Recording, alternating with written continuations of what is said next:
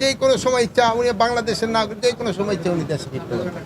ওনারা যেই সময় উনি যেই সময় উনি মনে করবেন উনি সেই সময় দেশে ফিরবেন। মাননীয় উপদেষ্টা, খুশির ব্যাপারে বাংলাদেশের আপত্তি থাকার পরেও ধারাবাহিকভাবে ভারত আমরা এই ব্যাপারে ফরেন মিনিস্ট্রিতে লিখছি, ফরেন মিনিস্ট্রি ফরেন অ্যাডভাইজারও আপনাদের বলছে, তারাও কিন্তু তাদের চিঠি দিচ্ছে যে আমাদের বাংলাদেশি নাগরিক যদি ওই অগদেশে থাকে আমরা অবশ্যই নিব, কিন্তু তারা একটা প্রপার চ্যানেলে আসতে হবে। নিয়ম হলো প্রপার চ্যানেলে। ওনারা করে নাকি এটা ফলো না করে এই জঙ্গলে রাস্তা দেখি জায়গায় না ওই সব জায়গায় গিয়ে করে, এটা একটু অমানবিক।